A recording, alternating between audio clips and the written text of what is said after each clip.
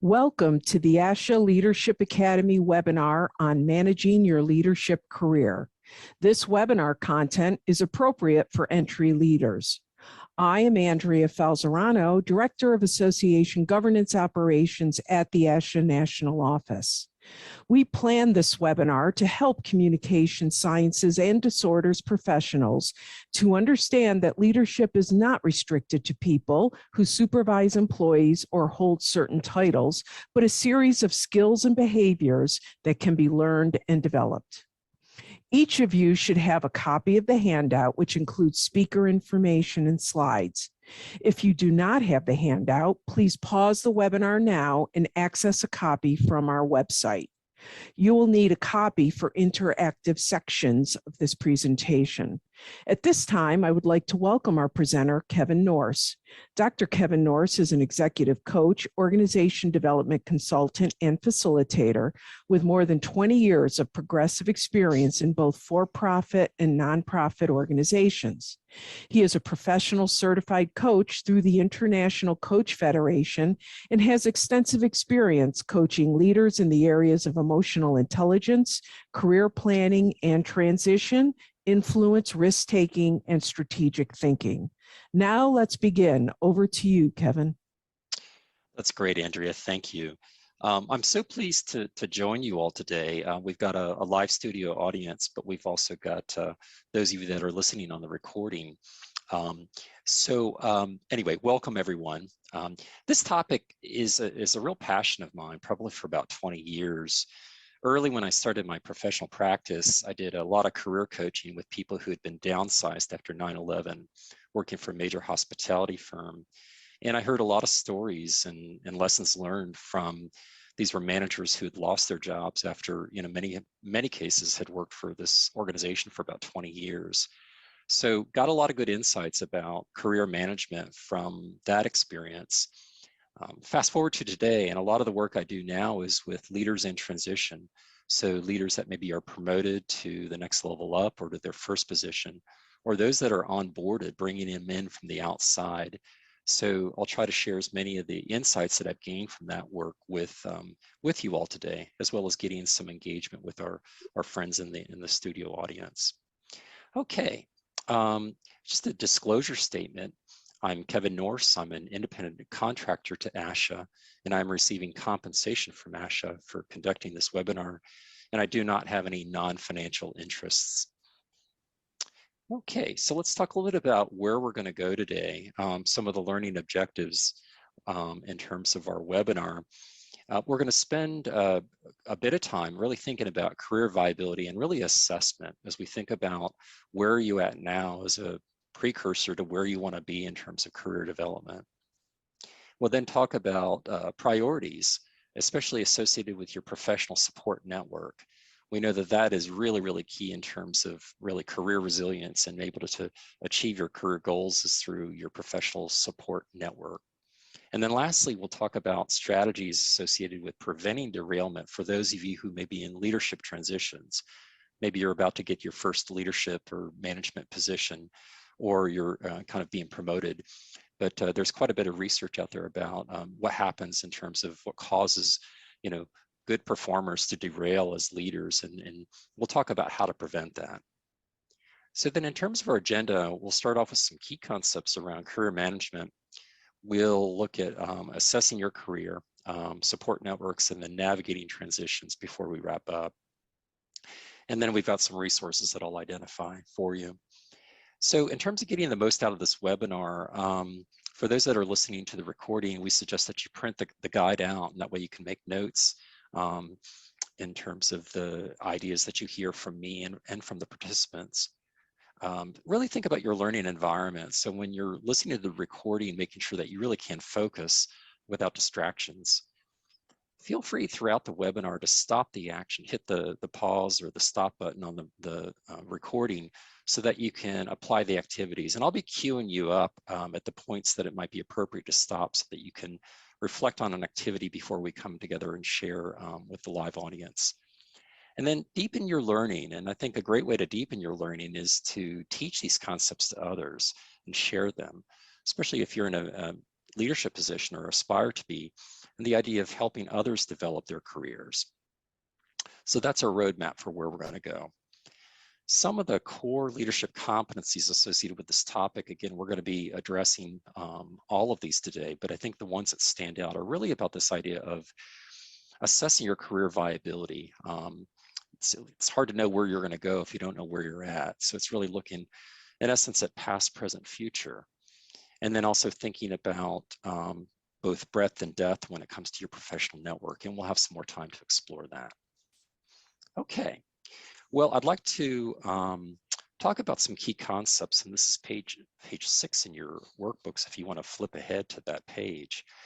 I think the quote there at the beginning, excuse me, really says it well. Michael Gerber is an author and career expert, writes a lot on the topic, but I think it really boils down to this idea of intentionality and proactivity when it comes to both creating your life, your work life, personal, professional. So it really is, I think, moving beyond just existing, but this idea of really living fully. And I think it really goes hand in hand. And although we're going to be focused on career management today, I think it's as much as life management too. Just as an aside, years ago, I worked with a high-tech company, actually it was America Online, teaching career management classes.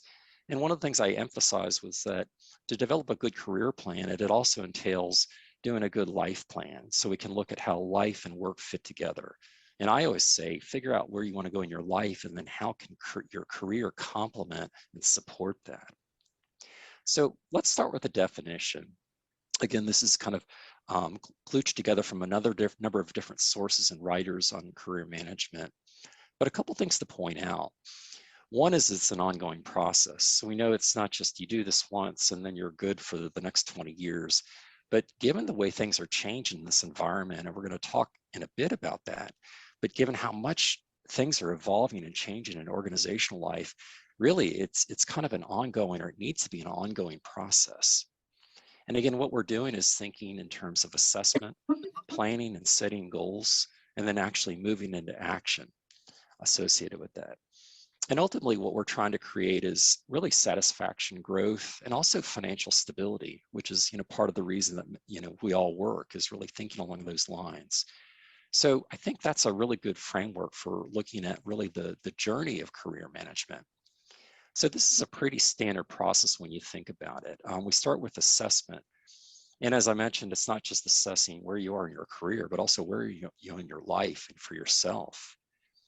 Then we start to think about things like your strengths and weaknesses. What are some of the opportunities or threats?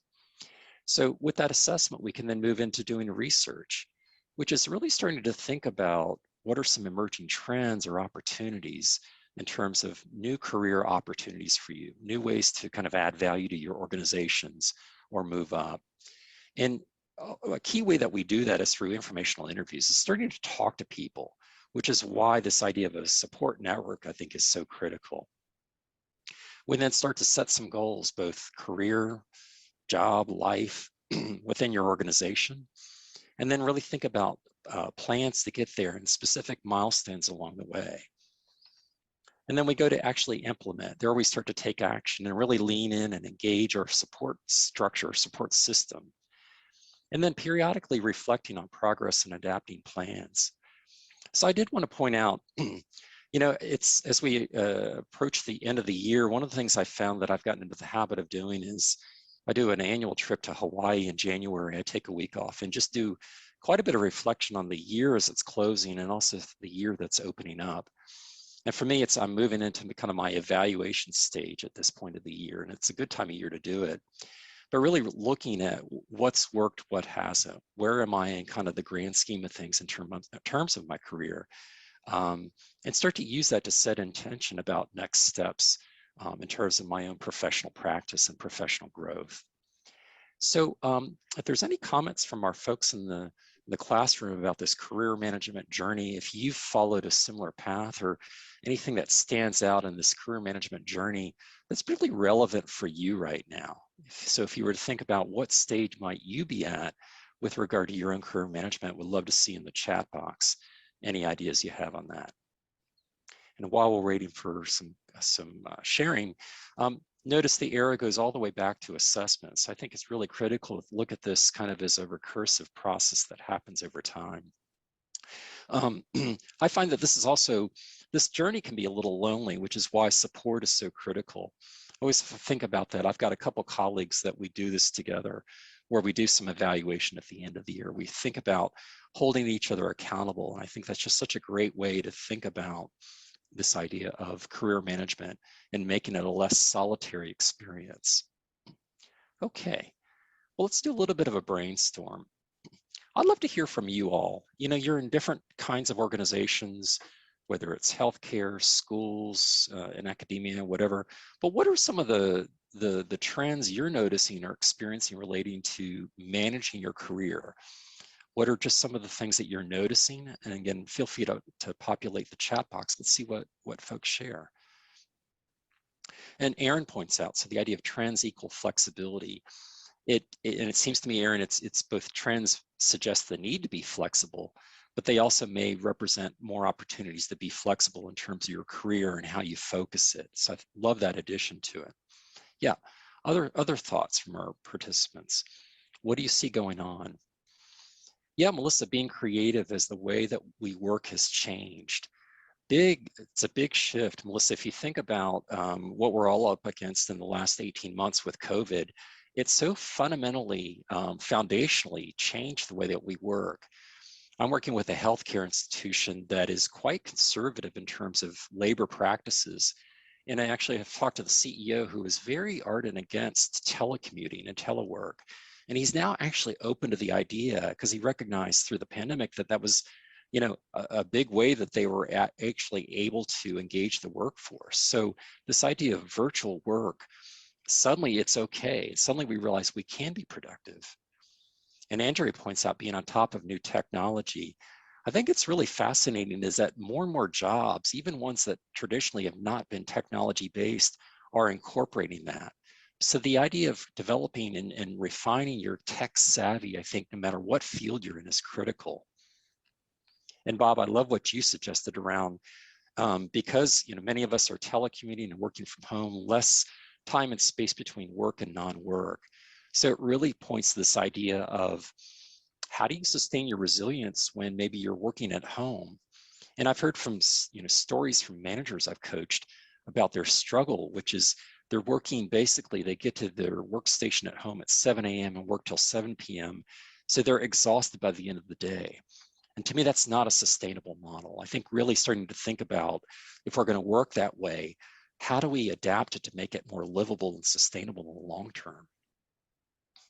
Let's see, Melissa points out it's circular in nature, because in assessment mode, having not been selected for a volunteer leader position, and also points out that it can be lonely. No one else in my daily work has the same goals I do. So that's right. So finding kind of your allies in this process, I think, is really critical. So there's a couple other career management trends that I've noticed. What we're seeing more and more is that soft skills are becoming more and more critical. Things like resilience, teamwork, collaboration, communication. In other words, employers are looking for more than just technical or clinical skills, but they're really looking to get the complement of those skills associated with the work that we do. The other perspective is that more and more boomers are retiring, so it's opening up opportunities that traditionally haven't been available to maybe people earlier in their careers or their tenure. And then this idea of working from home and the excuse me, the premise that we can excuse me, is that we can work from anywhere and live anywhere.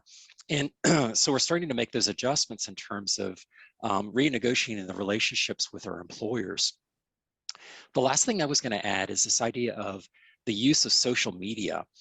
More and more employers are looking for your social media in terms of your presence online and making hiring decisions. So that can both be a friend and an enemy to us. So when I did a lot of career coaching with individuals, one of the things I reinforced with this was this idea of really paying attention to your presence online and how it can complement the way that you show up in person. So anybody else have any other thoughts as it relates to some of these trends that we're dealing with in terms of career management. Again, feel free to type it in the chat box.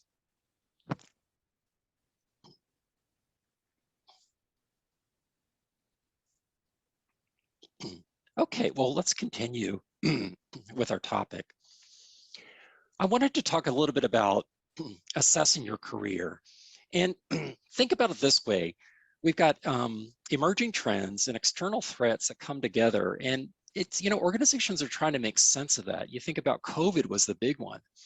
Well, these external trends then relate to how do we adapt our leadership responses? In other words, how do leaders think and behave differently in light of these external trends?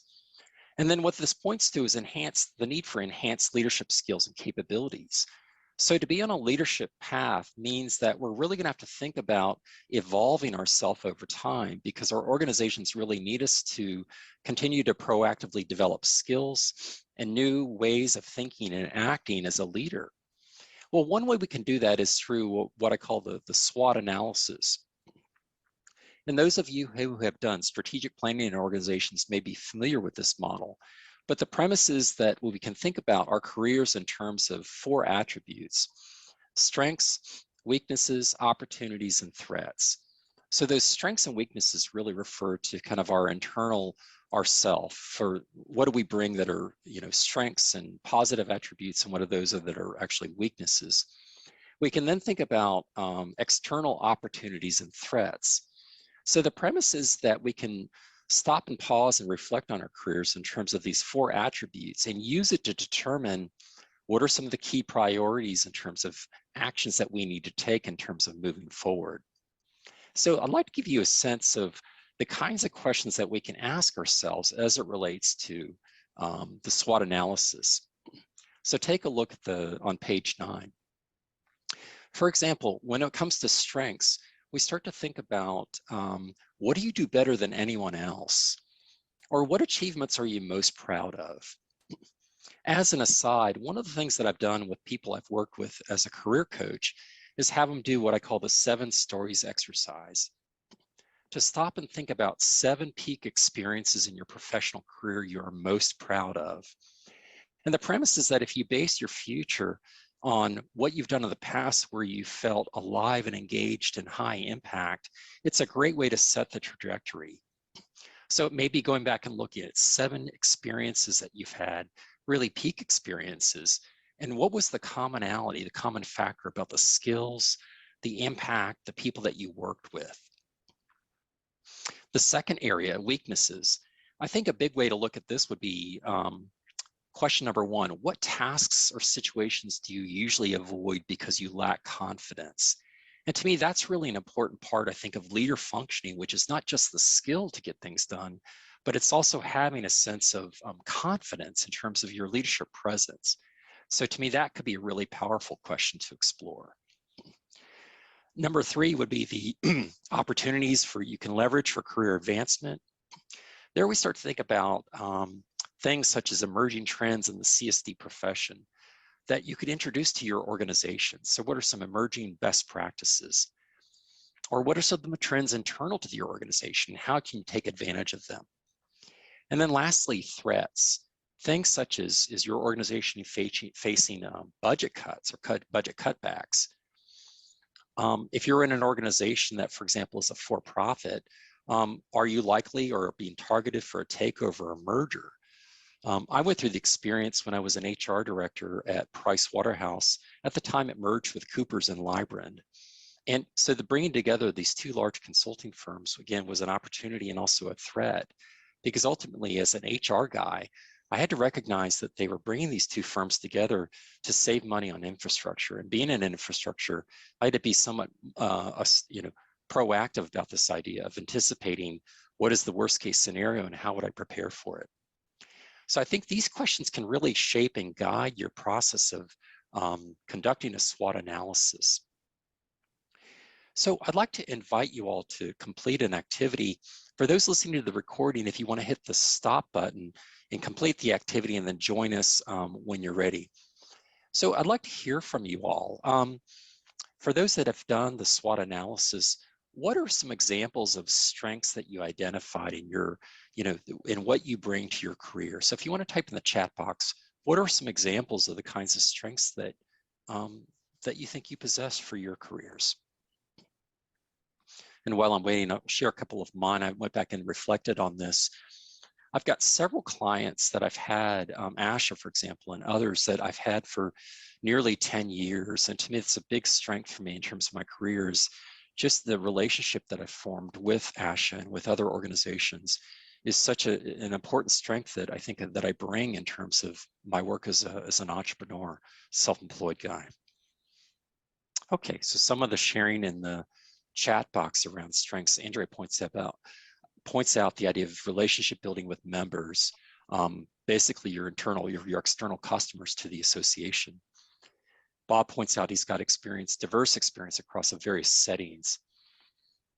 Yeah, and let's see, Tasha points out thinking relationship building. So your skills at building and sustaining trusting relationships was clearly a strength. And Melissa is very passionate about helping others to be leaders. And I think that's a really positive attribute, Melissa, in terms of your brand, that you're not only there to serve your patients or clients, but also grow leaders, grow future leaders. Yeah, I like, Aaron, what you've pointed out about multiple perspectives and how things relate to each other. I think about systems thinking, how things are connected and the interrelationships. Okay, great, good examples. How about weaknesses? Any weaknesses that stand out for you? And again, I'll go first just to model the behavior.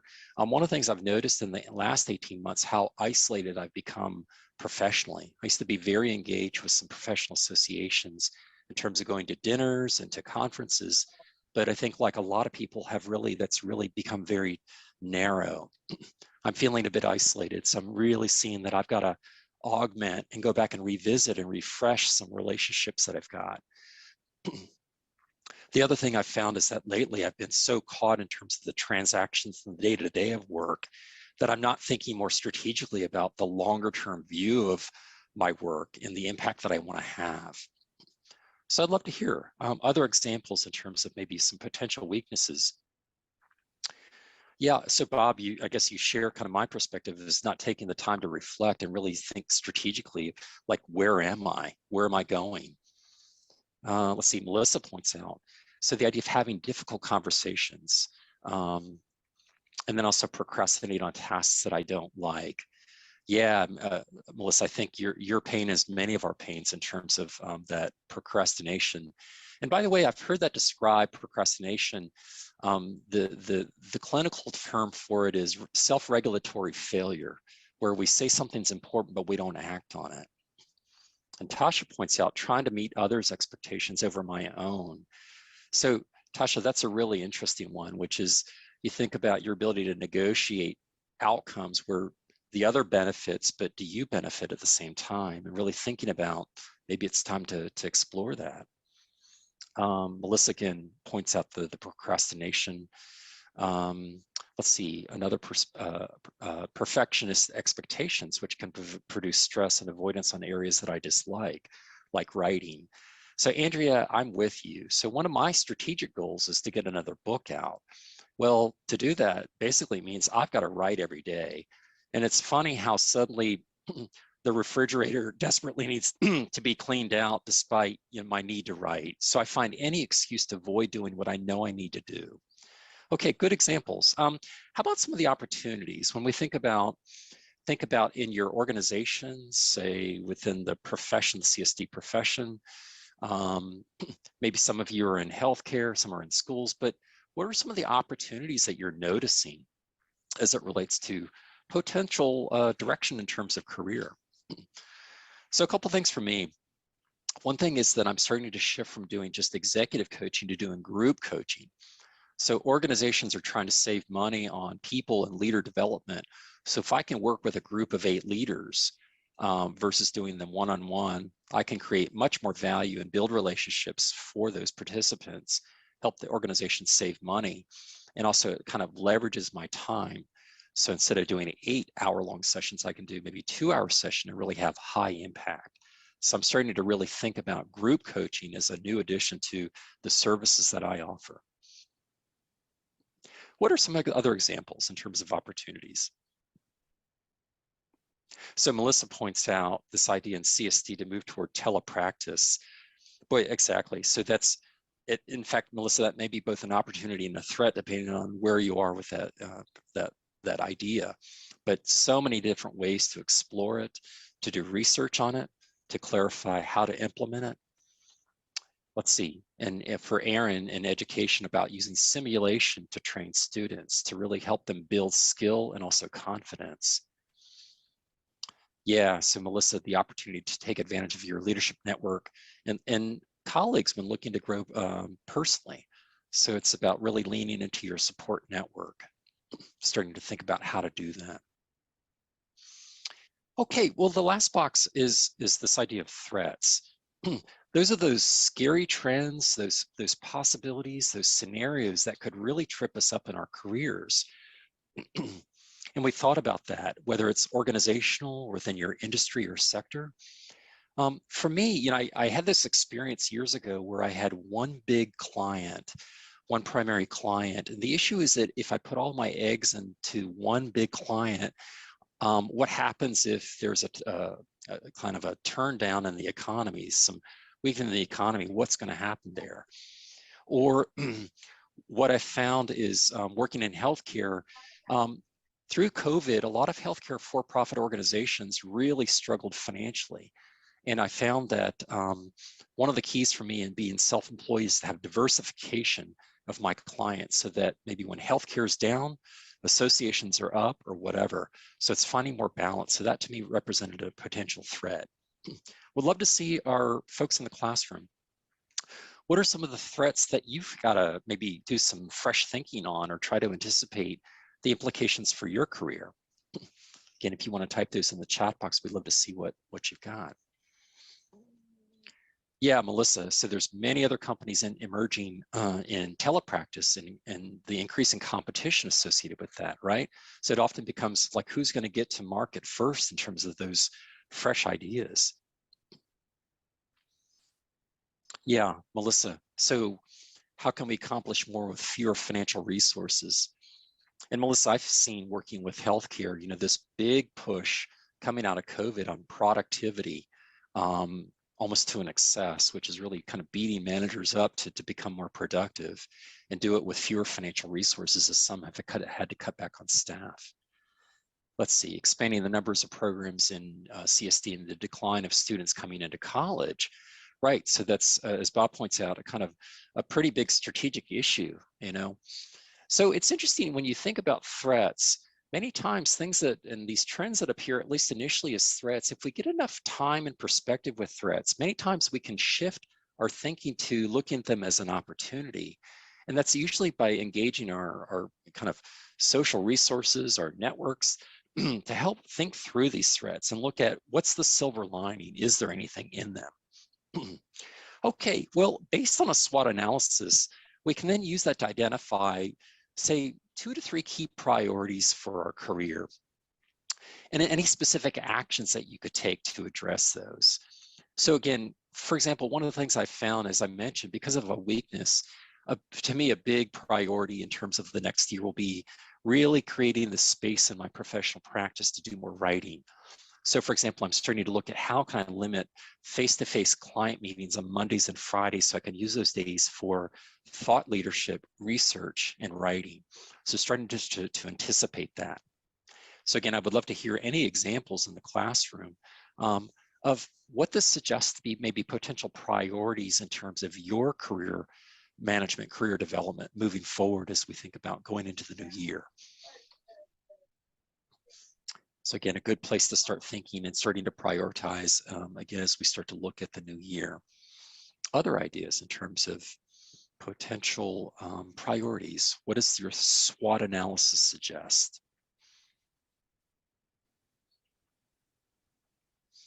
And we can also think about actions associated with how do we move into action with these priorities. Okay, we'll give you all a moment, but we'll continue the dialogue in just a moment. Oh, Bob, that's a great one. Finding a mentor. which I think is really a big part. And again, we're going to be talking about support networks, but it's really looking at that. And Melissa talks about defining leadership style and conflict management strategies. So addressing that weakness to add some more muscle and confidence associated with it. And Andrea, I think that astutely points out this idea of, I think more and more we can't take resilience for granted. We have to actively invest in ourselves and how we navigate setbacks and stress in building our resilience. Yeah. Aaron points out reducing procrastination, starting to identify times of the day where I work like I'm on deadline, having a clock that helps me work faster. And Aaron, when we talk about support networks, that to me, that's a big part of it. Sometimes to break a procrastination, we've got to get out of ourselves and ask people to hold us accountable. Who's going to challenge us on that procrastination tendency? Okay, well, let's continue. So we've talked about assessment, just broad, whole-scale assessment in terms of our careers and starting to think about that. So what I'd like to do now is think about this idea of support networks. And this is on page 11 in your workbook. So it builds upon like what many of us assessed may be a weaker area in our career management approach. I think the quote, Michelle Genet, she wrote The Connect Worker, all about the importance of networking. But I think she says it really nicely. It's not about just connecting people. It's really connecting people with people with ideas, and people with opportunities. And I have to say that as an entrepreneur, you know, my financial viability is a direct correlation to the quality of my professional network. Is that, you know, people buy from people they trust and know. And so that's a big part, I think, of those of us that are self-employed succeed. But I think even those of you in organizations, I think that's a really key part of not just managing your career, but really attaining your career goals. So I think along 3 lines when we look at support networks, which is breadth, depth, and currency. So let me define what those terms mean. When I say breadth, I mean the idea is that it's really more than just who do we know within our organization. But if you look at the graphic below, the matrix, along the left side of that matrix would represent the breadth. It could be personal connections, people, of course, in our organization, people within our profession, our specific industry. So maybe you're in education or in healthcare. And then within our volunteer context, and then there may be others. For example, since I worked for PricewaterhouseCoopers for years, there's actually a huge alumni association. So this would be a former employer where there's a lot of really awesome people out there that were working for the firm as I did that I can connect with. So really it's about breadth. And so you think about, it's interesting. When I worked with people who had lost their jobs, this was, you know, as I mentioned back after 9/11, what I found is that I couldn't, I had a number of my clients that actually cried in my office when they were talking about their careers because they realized how isolated they had become. And that the time to build relationships is not when you're down and out. It's really to be proactive about it. So it really reinforced for me the importance of like the care and feeding of your support network. Meaning that it's like a living entity and it has to be maintained. So the other aspect is depth. That's really the level of, you say, trust, the level of kind of connection to that person. And we think, again, in the matrix below, at the low end, we've got a number of acquaintances in our lives, people that we might have met at a ASHA conference or on a committee.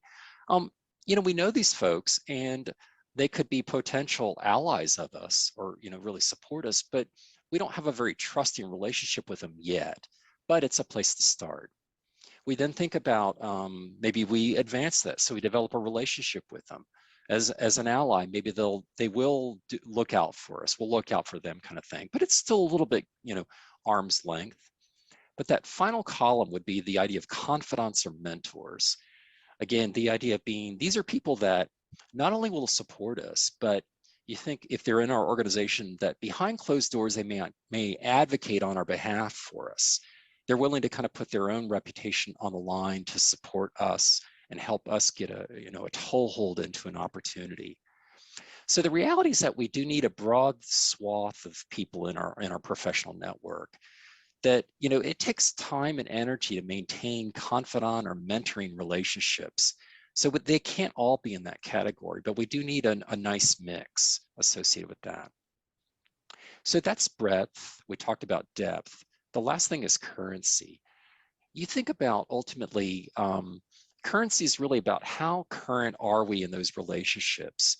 And again, as I shared earlier in the SWOT analysis, through the COVID pandemic, I've lost a lot of my currency because, you know, it became like a lot of people fairly insular in terms of my own career and managing my practice, so that I've lost touch with a lot of people. And I think it's really important to get current with them in terms of finding new ways to support each other around that. So currency is a really important part of it. The ultimate test of currency, think about it this way. If you got really good or really bad news, like who would you call? In other words, you know, having current relationships means that, you know, they're accessible to us. And I find that, you know, unless we've invested in that, it's really hard to sustain that. Okay, so that's our framework for thinking about this. Let's think about, let's take some time and do an activity. And again, if you're listening to this recording, if you'd like to hit the pause button, complete the activity, and then rejoin us to hear the studio audience.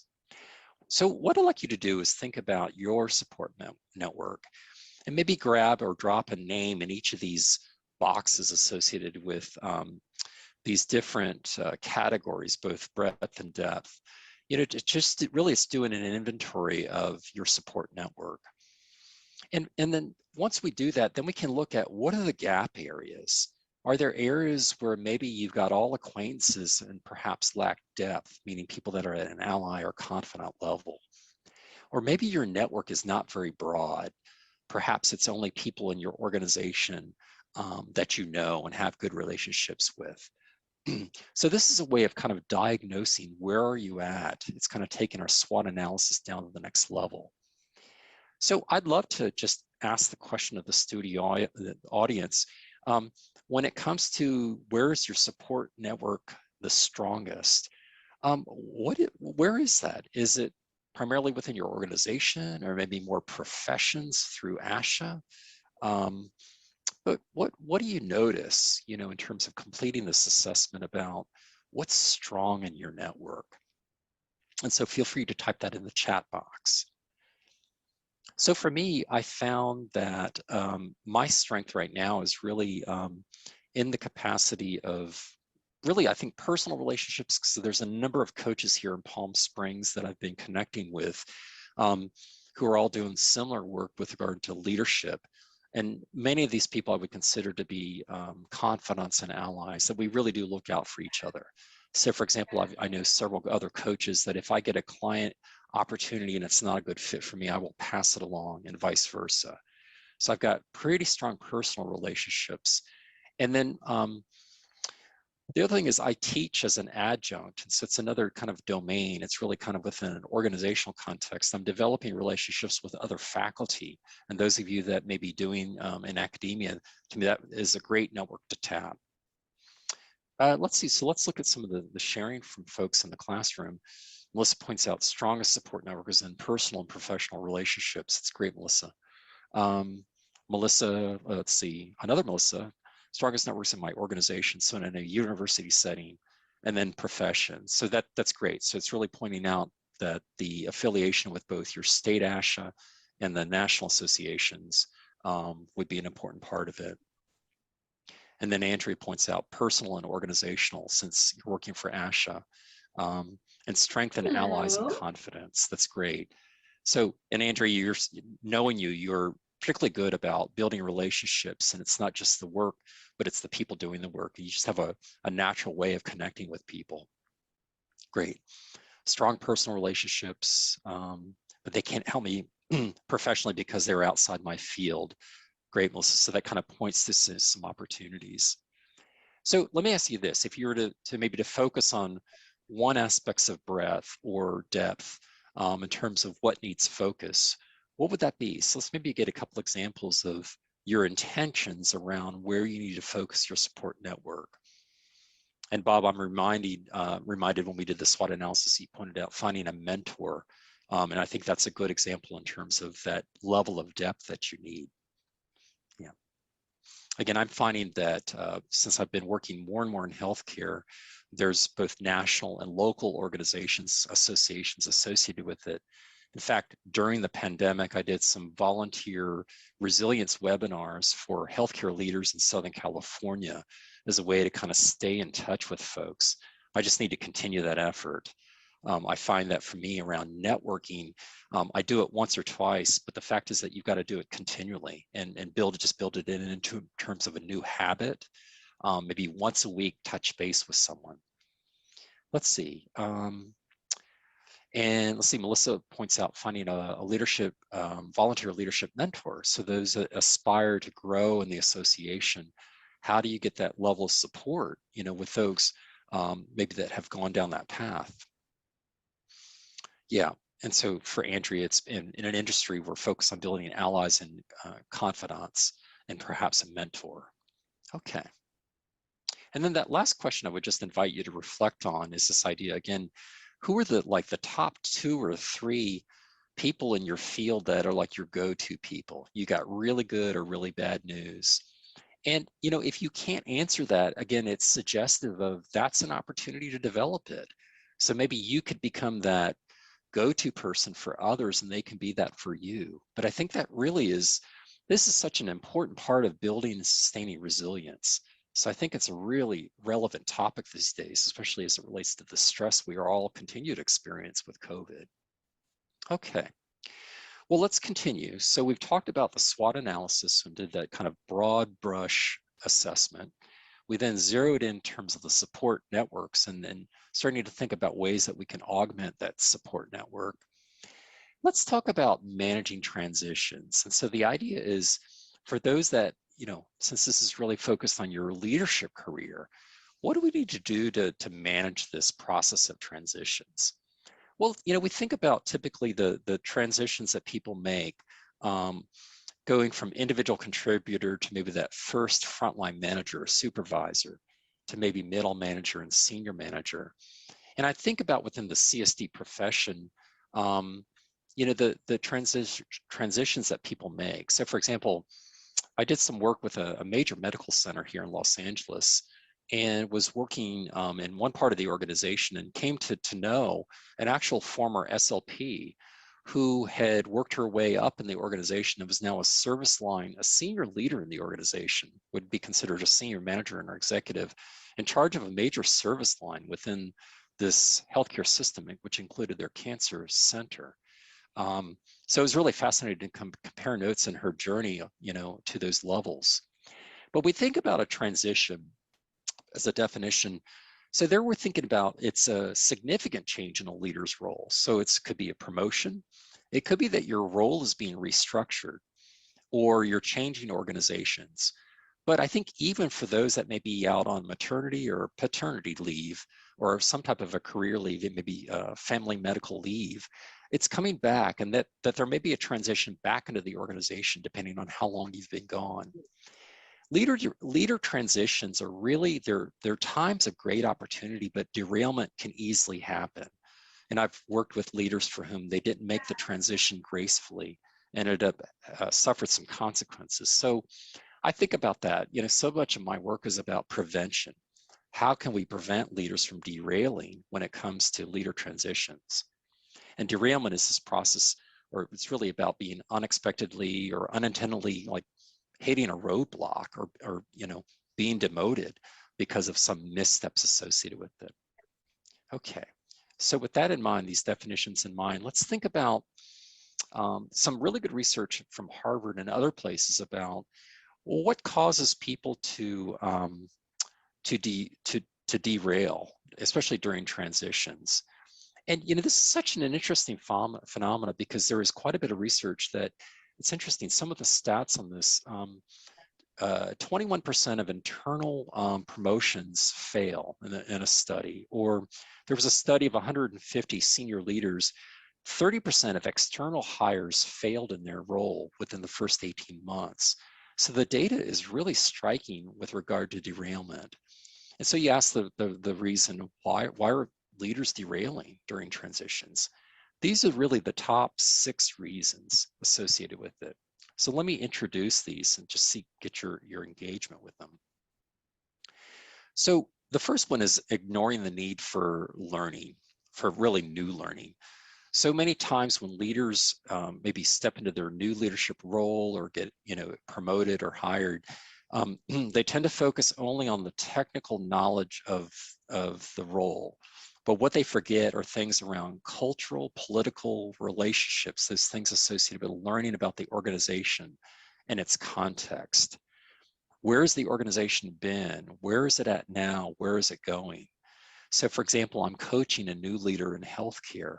And one of the things that I've invited him to do is to really focus on this idea of learning about what happened before he came into his role to better understand that. So understanding context is hugely consequential in terms of leader effectiveness and preventing derailment. Secondly, acting too soon after you get hired or get a promotion.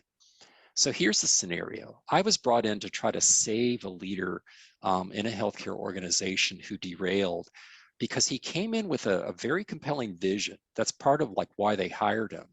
But he immediately came in and tried to slam this vision into place without really getting to know the organization, almost like this addressing the first issue here. So the idea is that I think in many cases, you've got to earn the right to create change in a new organization or in a new role by demonstrating that you understand context and what shaped the organization and got it to that point. So again, there is such a thing as acting too soon. Thirdly, a big thing that causes derailment is just unrealistic expectations that lack alignment.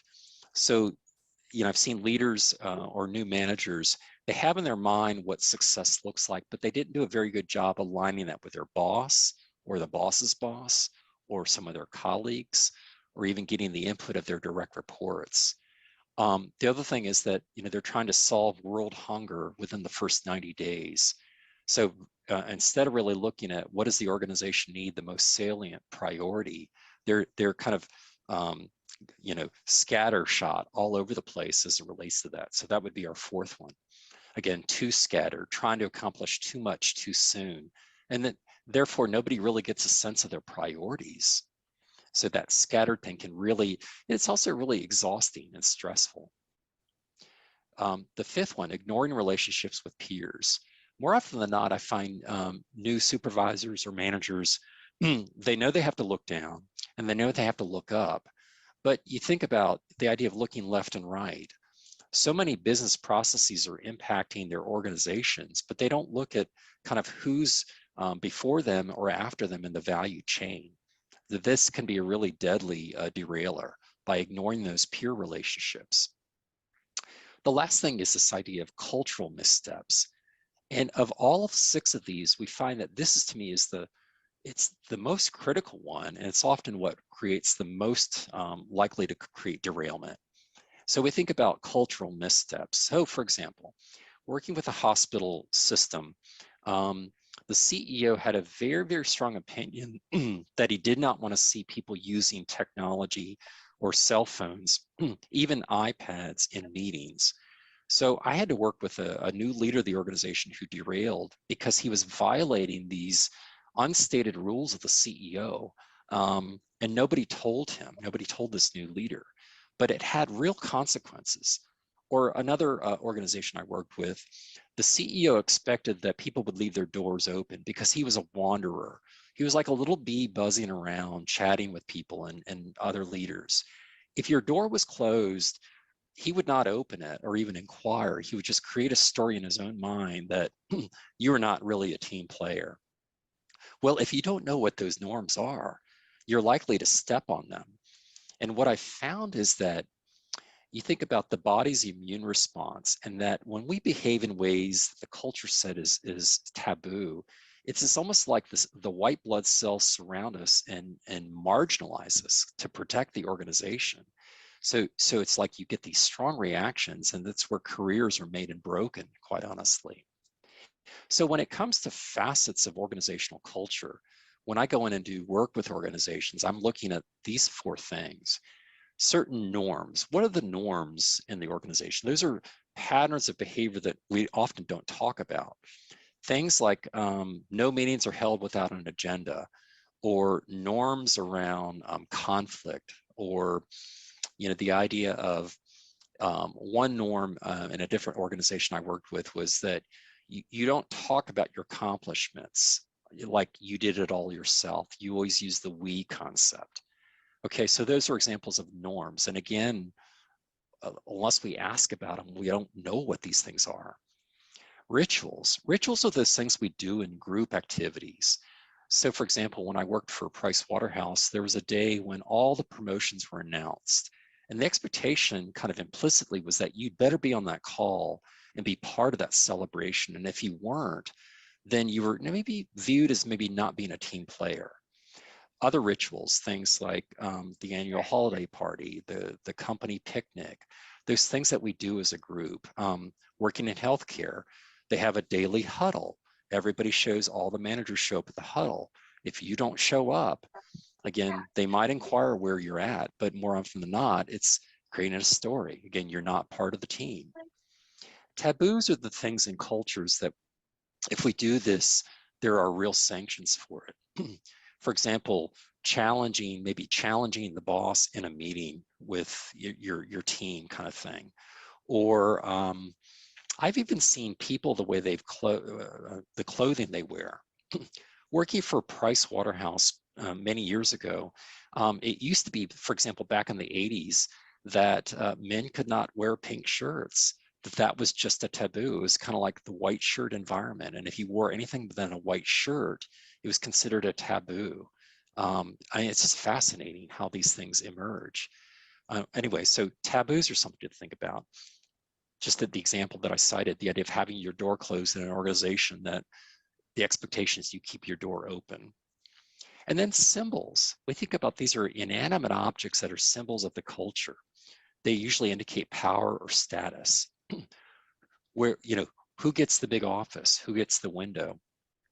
I worked with an executive or a leader who had just been promoted in a financial services company. When she got to a certain level, they moved a big red sofa couch into her office. And she told me, she's like, Kevin, this means nothing to me. I don't know why they did this. And I'm like, client, this is an indication that you've reached a certain level. So whether you want it or not, take the sofa. It's a symbol of power in the organization, the fact that you've made it. So it's those external symbols that we look for in terms of who's got power and how do things get done. Okay, so that's just a real quick review, breaking this idea of culture down and some of the underlying facets. So let's do an activity, do some reflection on this. So those that are on the recording, go ahead and stop the recording and then join us at the end, and we'll kind of debrief this. But the activity will be thinking about these different derailers. What do you think we could do associated with each of these? And I think what we'll do is we'll focus on cultural missteps. Let's just zero in on that one. So I'd love to hear from the folks in the classroom. What could you do to prevent cultural missteps? Let's say that you get your first leadership position, or you're brought in new to an organization, or get a promotion.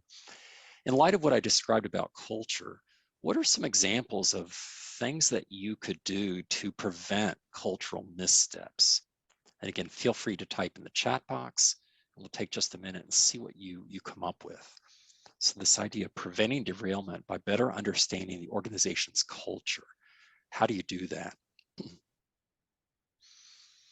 Bob points out about listening, observing, and asking. Yep. What are some of the kinds of questions you think you might ask? This kind of gets back to this idea of the need for new learning, but what would you ask people when you're trying to uncover some of these norms and rituals or taboos? What would you ask? Yeah, right. Is something, is that okay here, right? Yeah. Aaron points out seeking out opportunities to meet new people and work with people outside the immediate circle. That's right. So you're getting exposure and understanding kind of different context. That's right. Yeah. Yeah. Expectations from managers. Melissa, I've heard that phrase in terms of who gets ahead in this organization. What are the attributes of managers that really do succeed and kind of like have kind of an accelerated path to the top? What do they do? How do they prepare for it? That's right. Well, associated with cultural missteps, but also the need for learning, new learning, you might ask questions about the past, the present, and the future. In other words, what have been some significant milestones in the history of this organization I should know about? Or I'm taking over for a new manager. What did the last manager do that worked or didn't work? Or in the present, what really are our key priorities right now? How do we implement change around here? What do we do in conflict? So if we have differences of opinion, what is typically done around that? Or we can ask about the future. What are the goals of the organization? What are some of the emerging threats that you all have thought about? So you can think about questions to understand culture in terms of past, present, and future. So not only will this help prevent cultural missteps, but it also addresses the need for new learning about the culture. Yeah. Let's see, Melissa points out, investigate the diversity of your team and understand how they're all different before engaging in conversations that affect possible systemic change. That's right, so giving them a voice and trying to learn a little bit about that. So I think those are great strategies. A couple of the things, so acting too soon, again, going back to that derailment, doing a SWOT analysis of your function is a great way to learn a little bit about what's working, what's not. So that to me is a great strategy. Thirdly, unrealistic expectations. I think it gets back to identifying who are my stakeholders, including my boss, and maybe I need to go talk to them about what does success mean for them in my role, and try to clarify, like, what is their interests. Too scattered, it's really thinking about your tendency to be, scattered and lack focus.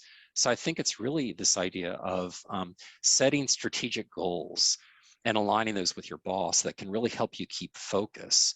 It also speaks to the whole emotional intelligence, which is maybe it's really looking at your own tendency to be scattered, to be too flexible, to be too shiny object oriented, and really start to think about how can I focus and focus on these key priorities. And ignoring relationships with peers, really it's about, I start to think about not only meeting your peers, but starting to look at what are their interests and how can you support them?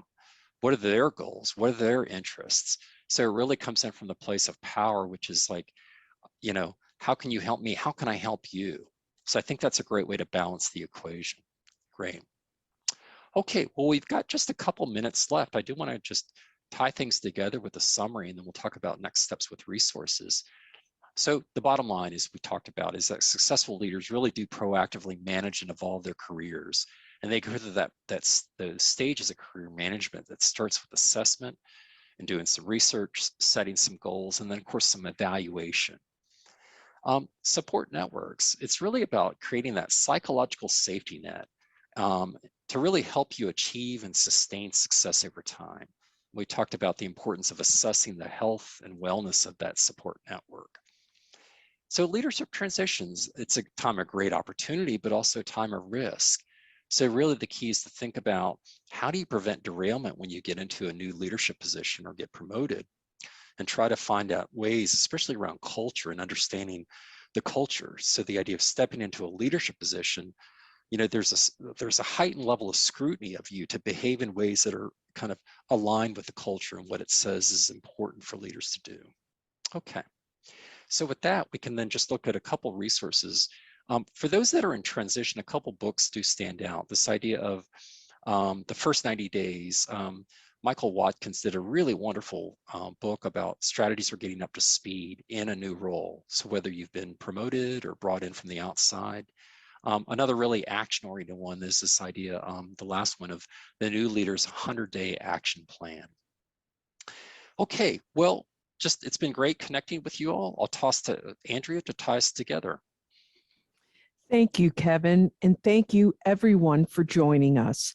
This webinar is part of a series in ASHA's Leadership Academy. For more information, including information on continuing education credits, visit www.asha.org and search Leadership Academy. We also encourage you to join the ASHA community focused on leadership topics. Go to asha.org and search Leadership Academy.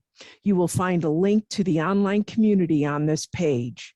This concludes the ASHA Leadership Academy webinar, Managing Your Leadership Career. Goodbye from the ASHA National Office.